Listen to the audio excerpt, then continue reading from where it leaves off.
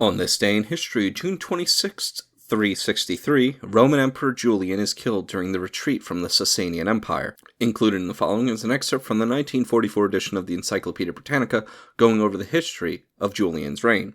Julian had already made a public avowal of paganism, of which he had been a secret adherent at the age of 20.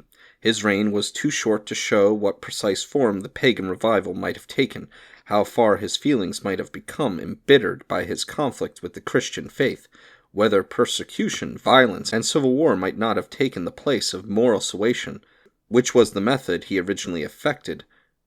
He issued an edict of universal tolerance, but in many respects he used his imperial influence to advance the work of restoration. Paganism was demanded of the teachers in schools. Without directly excluding Christians from the high offices of state, he held that the worshippers of the gods ought to have preference. In short, though there was no direct persecution, he exerted much more than a moral pressure to restore the power and prestige of the old faith.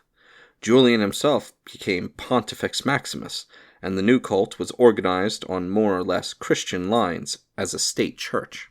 Having spent the winter of 361 to 362 at Constantinople, Julian proceeded to Antioch to prepare for his great expedition against Persia.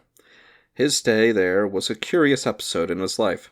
It is doubtful whether his pagan convictions or ascetic life, after the fashion of an antique philosopher, gave most offense to the so-called Christians of the desolate city. They soon grew heartily tired of each other, and Julian took up his winter quarters at Tarsus, from which, in the early spring, he marched against Persia.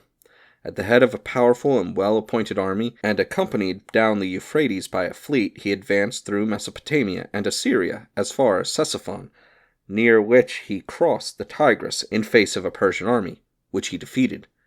Misled by the treacherous advice of a Persian nobleman, he desisted from the siege, and set out to seek the main army of the enemy under Shapur II.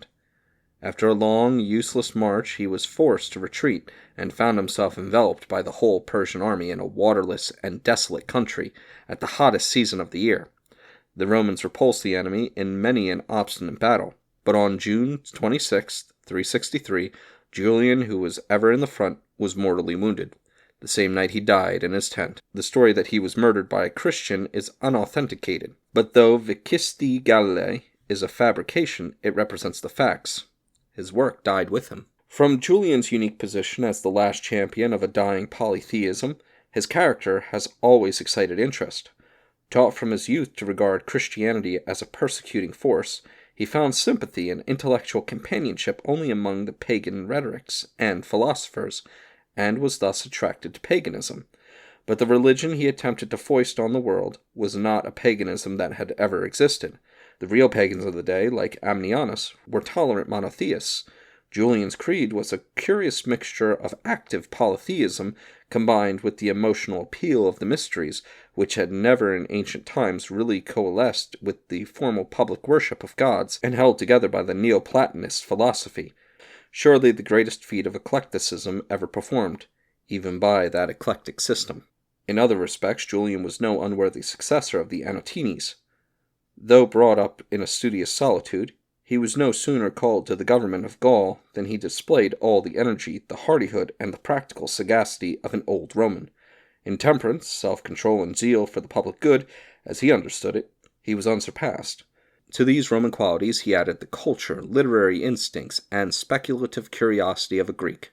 One of the most remarkable features of his public life were the perfect ease and mastery with which he associated the cares of war and statesmanship with the studious cultivation of literature and philosophy.